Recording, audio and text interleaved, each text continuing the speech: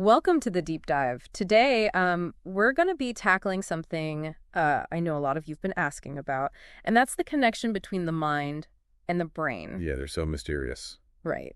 And to help us unpack this, we're diving into this super interesting interview with Dr. Caroline Leaf, a cognitive neuroscientist who was on the School of Greatness podcast. Oh, yeah, I love that podcast. Me too. And she had some really, thought-provoking stuff to say, especially about things like the power of thought. Yeah, can we really think our way to success? Right, and how trauma actually affects us, on a physical level. And does positive thinking actually work? I mean, we hear about it all the time, but is there really science behind it? Well, that's what we're here to find out. Exactly, and Dr. Leaf, I think, really brings a fresh perspective to this whole conversation. She blends, hardcore neuroscience with real-life examples, so it's not just, theoretical, you know? Right, one of the first things I was wondering was, okay, what even is the mind? How is it different from the brain? Yeah, that's a good question. And Dr. Leaf uses this analogy, imagine the brain is like a magnet. Ooh, I like where this is going. And she's a master of using these really vivid images to explain complex stuff, which I appreciate. Totally. It makes it so much easier to grasp. So, okay, the brain is like a magnet. Now imagine, around this magnet, there's this invisible field that's the mind. Okay, I can picture that. Now sprinkle some iron filings around. Those are our behavior. Oh, I see. So our behaviors are shaped by this interaction between the mind and the brain. Exactly. And what's wild is that Dr. Leaf doesn't see the mind as just some byproduct of the brain activity. Right. It's not just a passive thing. It's more like the mind is this active force, constantly thinking, feeling, choosing, and get this shaping the physical structure of the brain itself. Whoa, wait, so you're saying my thoughts are actually changing my brain? I always thought it was the other way around. That's what I thought too. But Dr. Leaf's research suggests it's a two-way street. And what she finds really interesting is how this connects to, what's it called, neuroplasticity. Oh yeah, the brain's ability to rewire itself. That's the hot topic in neuroscience these days. Right. So if our thoughts can shape our brains, does that mean we can, rewire ourselves to be more resilient, maybe even heal from past traumas? That's a huge question, and one that Dr. Leaf is definitely exploring. She talked about how we can use our minds to literally change the physical structure of our brains. That's mind-blowing. It makes you wonder how much power we actually have over our own mental and emotional states. Totally. This is where things get really interesting. Dr. Leaf challenges the way we typically view mental health. She says conditions like depression, anxiety, they're not actually diseases. Wait, what? That goes against everything we hear about mental health. I know, right? It's a radical idea. Yeah. She sees these conditions more as signals, like messengers trying to tell us something's off balance. So if they're not illnesses, how should we be approaching them? That's the big question, right? Dr. Leaf believes instead of just trying to suppress those feelings, we need to figure out what they're trying to tell us. Why am I feeling this way? And then manage them differently. She actually did this experiment on herself during a family crisis. She tracked her glucose levels and saw they were spiking like crazy. Really? Just from stress? Yeah, the same way they would if she was facing a physical threat. Wow, so our bodies are physically reacting to what's happening in our minds. Precisely. It's the mind-body connection in action. I know I get that tightness in my chest when I'm stressed out. Exactly. So it's not just in our heads, it's impacting our physical well-being too. So then if we can, rewire our minds, could we rewire our brains to handle stress differently? That's what Dr. Leaf suggests, yeah. And she's developed this 5-step process called the neurocycle, which is all about mind management, not about getting rid of all negative thoughts. Let's be real, that's probably not going to happen. Right. But it's about engaging with them, understanding where they come from, and changing how we respond. Okay, I'm intrigued. I've always struggled with those negative thought spirals, They can just take over sometimes. Oh, tell me about it. So the first step of the neurocycle is called gather, and it's about becoming aware of what Dr. Leaf calls your mind chatter. Mind chatter. I like that. It's all those thoughts and emotions swirling around in our heads. And it's not about judging yourself, it's just noticing what's happening without getting swept away by it. That sounds tough, though, especially when those negative thoughts are so loud. It's definitely a skill that takes practice. But Dr. Leaf says it's a crucial first step to taking control of our minds. Okay, so gather. Step 1. Got it. But before we move on, I have to ask, why do those negative thoughts seem to have such a grip on us sometimes? Why are they so powerful? Well, if you think about it from an evolutionary perspective, it makes sense. We're wired to pay attention to threats. It's a survival mechanism that kept our ancestors safe from, predators and danger. So, like, our brains are still stuck in caveman mode, always on the lookout for danger, even if it's just a work deadline. Exactly. The problem is, our brains haven't quite caught up to modern life. Those threats are often things like work deadlines, social anxieties, not saber-toothed tigers, but our brains still react in the same way. So those negative thoughts, they grab our attention because they tap into that primal fear response. Right. And they can easily spiral out of control if we don't manage them. Dr. Leaf has this great analogy. She compares a toxic thought to a dark, imposing tree in the forest of your mind. I love her analogies. They're so helpful. Right. So it's like this looming presence that's always there, casting a shadow. But the good news is, we don't have to let it take over. Dr. Leaf says it's not about eliminating those thoughts entirely. It's more about pruning them back. So managing them, not letting them run the show. Exactly. And that's where the rest of the neurocycle comes in. But we'll dive into that more in the next part of our deep dive. Okay, so we've got gather, which is becoming aware of our thoughts. What's next? The second step is called reflect. And this is where it gets really interesting. But we'll have to save that for next time. This is already so much to think about. The mind shaping the brain, mental health as signals, the neurocycle.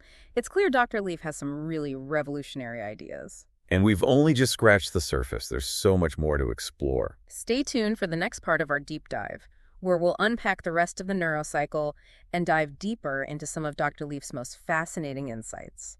Welcome back to the deep dive. Last time, we were talking about Dr. Leaf's neurocycle, specifically the gather and reflect steps. Right, getting a handle on those thoughts swirling around in our head. Exactly. Yeah. But there are 3 more steps to go. Okay, bring them on. And I'm kind of excited about this next one because it involves something I know you love. Oh, let me guess. Chocolate. Close. It's writing. Writing? Really? That's step 3. I never would have guessed that. I know, it seems a bit unexpected, right? Totally. Like, I journal sometimes, but how does that, actually rewire your brain? Well, Dr. Lee, she's a huge advocate for writing, and not just, any kind of writing. She believes it helps integrate different parts of the brain, which can lead to deeper insights and lasting change. Okay, so there's a method to the madness. There is. She calls this specific type of writing a metacog. A metacog. What is that? Some kind of high-tech brain scan? Haha, no, it's not as complicated as it sounds. Okay, good. Basically, it involves creating a visual representation of your thoughts, kind of like a tree-like structure. So you're literally mapping out your thoughts on paper. Exactly. Yeah. And Dr. Lee finds this visual element really helps people process their thoughts more effectively. That makes sense. I'm a visual person, so I can see how that would be helpful. Right. It makes the whole process less abstract, more concrete. So how does it work? Do you just start scribbling down whatever comes to mind? Well, there's a bit more structure to it than that. You start with a central thought or issue at the top of the page, and then you branch out from there, exploring the different thoughts and emotions connected to it. Kind of like creating a mind map of your inner world. Ooh, a mind map. I like that. It's like giving those abstract thoughts a tangible form. Exactly. And it can be really powerful for gaining clarity and understanding those patterns that might be driving your behavior. Okay, so we've gathered our thoughts, we've reflected on their origins, we've mapped them out on paper. Right. What's next? Step 4 is called recheck, and this is where the real work begins. Okay, game on. This step is all about challenging those negative thought patterns that we've identified. So putting those thoughts on trial, basically. You got it. Mm-hmm. It's about asking yourself some tough questions like, is this thought really true? What's the evidence for and against this belief? It sounds like a lot of self-reflection. It is. Dr. Leaf encourages us to become, like, investigators of our own minds. Ooh, I like that, mind detectives. Exactly. We're looking for biases, distorted thinking, any evidence that might be skewing our perspective. So it's about taking ownership of our thoughts instead of letting them control us. Exactly. It's about choosing to focus on thoughts that are helpful and empowering rather than those that are destructive and limiting. I can see how that would be a game changer, especially for people who struggle with negative self-talk or anxiety. Absolutely. And this leads us to the final step of the neurocycle. Okay, drum roll, please. What's step 5? It's called active reach. And this is where we take all those insights we've gained and turn them into action. So it's not enough to just think positive thoughts. You have to actually do something with them. Right. It's about taking those aha moments and turning them into real, tangible shifts in your behavior and your outlook on life. Okay, that makes sense. So give me some examples. What kind of active reach could we be talking about? It could be creating a plan to manage your stress, like setting boundaries or incorporating mindfulness practices into your day. Okay, practical stuff. It could also be developing new coping mechanisms for dealing with difficult emotions, like journaling or talking to a therapist. So it's about finding what works for you and actually putting it into practice. Exactly. And it could even be something as simple as choosing to engage in activities that bring you joy and nourish your mind. Like taking a walk in nature or spending time with loved ones. Exactly. Anything that helps you feel more connected to yourself and the world around you. I love how holistic this approach is. It's not just about fixing what's broken, it's about cultivating a sense of well-being and fulfillment. Absolutely. But as much as I love the neurocycle, when I first heard about this whole 63-day thing, I was a bit skeptical. Oh yeah, the 63 days to rewire your brain thing. Yeah, like 21 days to form a habit. That's what I always heard. Me too. Where did this 63-day idea even come from? Well, Dr. Leaf's research suggests that while 21 days might be enough to change a simple behavior, when it comes to deep-seated thought patterns, it takes a lot longer to rewire those neural pathways. Interesting. So like brushing your teeth for 21 days, you might be able to make that stick, but changing your core beliefs about yourself, that takes more time. Exactly. She says 63 days is the minimum for creating lasting change, especially when it comes to transforming those negative thought patterns we were talking about earlier. So it's like we're retraining our brains, which takes time and consistent effort. Exactly. It's like learning to play a musical instrument. You wouldn't expect to master the piano in just 3 weeks, right? Definitely not. It takes consistent practice, day after day, to develop those skills and make them automatic. So patience and persistence are key. Absolutely. But, there's another part of Dr. Lee's work that I find really intriguing, and it's her view on addiction. Oh, yeah, I remember that from the interview. It's definitely a controversial topic. It is. Especially because the dominant narrative is that addiction is a chronic, relapsing brain disease. Right, like it's something that's outside of your control. Exactly. But Dr. Leaf has a different perspective. She doesn't see addiction as a disease. Really? That's a pretty bold statement. It is. But what's important to understand is that she's not dismissing the very real struggles of addiction. She's not blaming people for their struggles or minimizing the challenges they face. So if she doesn't see it as a disease, how does she explain it? Well, Dr. Leaf sees addiction as a coping mechanism, a way of numbing pain and escaping from difficult emotions or experiences. So it's like self-medicating in a way. Exactly. Yeah. And she says it's often rooted in trauma, whether it's childhood abuse, a traumatic event, or even chronic stress and societal pressures. So the addiction itself isn't the problem, it's a symptom of a deeper issue. Exactly. And she emphasizes that understanding this is crucial because it shifts the focus from a sense of powerlessness to one of agency. So if you're not just a victim of this disease, you have the power to change things. Right. It's about reclaiming your power and taking control of your life. But then that leads to the question, if addiction isn't a disease, how do you treat it? Good question. What does Dr. Leaf suggest? Well, she believes that lasting recovery comes from addressing the underlying pain that's driving the addictive behavior. So getting to the root of the problem, not just treating the symptoms. Exactly. This means creating a safe and supportive environment where individuals can confront their trauma, process their emotions, and develop healthier coping mechanisms. It sounds like a more holistic approach that considers the whole person, not just their addiction. Absolutely. She talks about the importance of integrating therapies that address the mind, body, and spirit, creating a multifaceted approach to healing. I like that. It's recognizing that addiction is complex and there's no one-size-fits-all solution. Right. And one of the things that really struck me about her work with addiction is her focus on forgiveness. Forgiveness. How does that fit into the picture? Well, Dr. Leaf argues that forgiveness is a crucial part of the healing process. And she's not just talking about forgiving others, but also forgiving yourself. That's interesting because I can see how holding on to anger and resentment could keep you stuck in those negative thought patterns that might contribute to addiction. Exactly. She says that holding on to anger, resentment, and guilt can actually keep you trapped in that cycle of pain and self-destructive behavior. So forgiveness isn't about condoning the behavior. It's about releasing yourself from the burden of those negative emotions. Exactly. It's about creating space for healing and growth. It sounds like a powerful act of self-compassion. It is. And what's really fascinating is that Dr. Leaf sees a connection between forgiveness and neuroplasticity, the brain's ability to change and rewire itself. Wait, so forgiving someone could actually change your brain? That's what she suggests. She believes that the act of forgiving can help create new neural pathways, shifting your brain away from those patterns of anger and resentment. Wow, that's incredible. So it's like forgiveness is a key that unlocks the door to healing and allows your brain to create a new reality. It's a powerful idea, isn't it? And it speaks to the incredible potential we have to shape our own minds and ultimately our own destinies. Okay, before we go too far down that rabbit hole, there's one more thing I want to circle back to, brain building.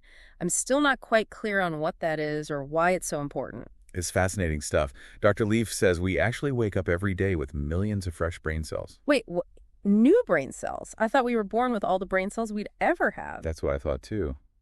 But it turns out our brains are way more dynamic than we give them credit for. Okay, so we're making new brain cells every day. What happens to them? Well, here's the catch. If we don't use those new brain cells, they literally die off and become toxic waste. Whoa, that's kind of scary. So it's like use it or lose it. Exactly. Dr. Leaf argues that brain building is crucial for our well-being, just as important as exercise and a healthy diet. So we're not just talking about getting smarter, we're talking about protecting our brain health. Exactly. And what's cool is that it doesn't have to be boring or tedious. Okay, good, because I was imagining like hours of Sudoku and crossword puzzles. No, brain building can be anything that challenges you intellectually and sparks your curiosity, things you actually enjoy. Give me some examples. What kind of activities are we talking about? It could be learning a new language, taking a course in a subject you've always been interested in, playing a musical instrument. Oh, I've always wanted to learn guitar. There you go. Mm-hmm. Or even just having deep, engaging conversations that stretch your thinking. So it's about being a lifelong learner, always seeking out new knowledge and experiences. Precisely. And she says that using the neurocycle can actually enhance your learning experience. How so? By applying those 5 steps, gather, reflect, write, recheck, and active reach, you can really solidify new information and make it stick. That's amazing. So brain building isn't just good for our minds, it can actually help us learn more effectively. Exactly. It's a powerful tool for personal growth and transformation. You know, all this is incredibly inspiring, but I have to admit it's also a bit daunting. It's a lot to take in and even more to put into practice. I hear you. It can feel overwhelming to think about rewiring your brain, overcoming addiction, and building a better brain, all at the same time. Yeah, where do you even begin? Well, I think the key is to start small. Focus on one thing at a time. Maybe try incorporating one step of the neurocycle into your day, or dedicate 15 minutes to learning something new. Small, consistent steps. Exactly. And remember, it's a journey, not a race. There's no pressure to be perfect. Just keep showing up and keep learning. I like that. Progress over perfection. Exactly. And I think that's one of the most important takeaways from Dr. Leaf's work. She emphasizes the power of personal agency. What does that mean, exactly? She reminds us that we are not simply victims of our circumstances or our biology. We have choices. Exactly. We have the power to choose how we respond to challenges, how we manage our minds, and how we shape our own realities. That's a powerful message of hope. But speaking of hope, how does Dr. Leaf address the question of trauma? We touched on it briefly earlier, but I'd love to hear more about how she helps people heal from those deep-seated wounds. That's a great question, and it's something we'll delve into in the next part of our deep dive. Okay, can't wait to hear more about that. Welcome back to the deep dive. We've covered so much ground talking about Dr. Leaf's ideas, about the mind and the brain and how we can actually shape them. Right, like we have more control than we think. But there's this one big question I think a lot of us are wondering about, and that's how to deal with trauma. Yeah, the heavy stuff. The stuff that, can leave those deep scars. It's a question Dr. Leaf gets a lot. And she approaches it in this really thoughtful way, combining her scientific knowledge with this deep empathy for people who have been through some tough stuff. Yeah, she's worked with people who have experienced all kinds of trauma, from childhood abuse and neglect to war and natural disasters. It's pretty remarkable, actually. It is. It makes her work feel so much more grounded, it's not just theory, it's coming from a place of real understanding. Totally. And what she's found is that, trauma, it can definitely impact the brain, it can leave these real physical changes, but it doesn't have to define us. So there's hope. There is. She uses this, I think we touched on it earlier, but this metaphor of a vase that's been shattered. Oh, right. I remember that. It's so powerful, right? That is. So instead of just discarding those pieces, Dr. Leaf says you can choose to rebuild that vase with gold. Ooh, I like that. making it stronger and even more beautiful than before. It's not about erasing the past, it's about transforming it. Exactly. It's about reclaiming your power and like rewriting the narrative of your life, not letting that trauma be the only story. Right, because it's part of your story, but it doesn't have to be the whole story. Exactly. Yeah. And Dr. Lee stresses that, this process, it's not about ignoring or suppressing those painful memories. So you don't just try to pretend it never happened. No, in fact, she encourages people to face those memories head on, but to do it in a safe and controlled environment. Like with a therapist or counselor. Right, and using tools like the neurocycle to process those emotions and challenge those negative thought patterns that often come up. That makes sense, because I think sometimes when you try to bury those feelings, they just come out in other ways. Exactly. They can manifest as anxiety, depression, even physical health problems. So it's healthier to face them. She believes so, yeah. And, it made me think of that quote, "What doesn't kill you makes you stronger." But it's not just about strength. It's about integrating those experiences into a more whole and healed version of yourself. Right. It's like those experiences, they become part of who you are, but they don't have to control you. Exactly. And one of the things that really stood out to me about Dr. Lee's approach is her emphasis on forgiveness. Forgiveness, we talked about that in the context of addiction, but how does that play a role in healing from trauma?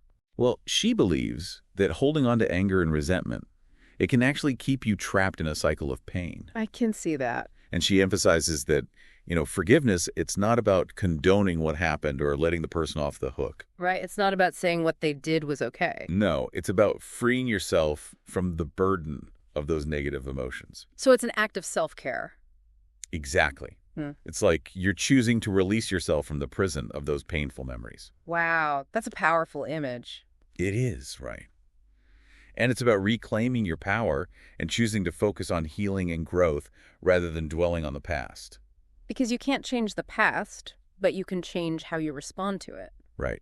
And what's really interesting is that Dr. Leaf sees this connection between forgiveness and neuroplasticity, the brain's ability to change. So forgiveness can actually change your brain. That's what she suggests, yeah. Yeah. She believes that the act of forgiving can help create new neural pathways, shifting your brain away from those patterns of anger and resentment. Okay. That's pretty mind-blowing. It is. It's like forgiveness is this key that unlocks the door to healing and allows your brain to create a new reality, one that's not dominated by those painful memories. It's amazing to think we have that much power over our own minds. I know. It's pretty inspiring. And, it makes me think, even with all these tools and insights, Dr. Leaf doesn't present herself as, like, having it all figured out. Yeah, she's very open about her own struggles. She is. She talks about how, even she, with all her knowledge and experience, still has to work at it every day. It makes her seem so much more relatable, Like, she's not this perfect guru. She's human, just like us. Exactly. And I think that's an important message because it reminds us that this is a journey, not a destination. It's about progress, not perfection. Right. It's about showing up each day and making that conscious effort to choose thoughts and behaviors that support our well-being. It's like building those mental muscles. Exactly. And, when I listen to Dr. Leaf, I'm struck by how her work goes beyond just individual healing. What do you mean? Well, she's really passionate about creating a more compassionate and just world. Oh, I can see that, yeah. Like, if you can learn to manage your own mind and heal your own trauma, it makes sense that you'd want to create a better world for everyone. I think so, too. She talks about how important it is to understand how trauma impacts communities and societies. Because those negative patterns, they can play out on a larger scale. Exactly. Like cycles of violence and oppression, they can be passed down through generations. It's like those negative thought patterns, but on a societal level. Right. And she believes that those tools she's developed, like the neurocycle, brain building, forgiveness, they can be applied not just to individuals, but to families, communities, even entire nations. Wow. So we're talking about like global healing. It's a powerful vision. It gives me hope that even in the face of so much pain and suffering, we have the power to create a better future. So as we wrap up this deep dive into Dr. Leaf's work, what are you left with? What really sticks with you? I think what resonates most with me is her emphasis on personal agency, that we have the power to choose how we respond to challenges, how we manage our minds, and how we shape our own realities. That's a beautiful takeaway. It's like we've been given this toolbox, and now it's up to us to use those tools to build the lives we want, the relationships we crave, and the world we dream of. And it all starts with a single thought. So, What will you do with the incredible power of your mind? What small step can you take today to shift your thinking, nurture your well-being, and create a more resilient and fulfilling life? The journey starts with a single thought. Choose wisely.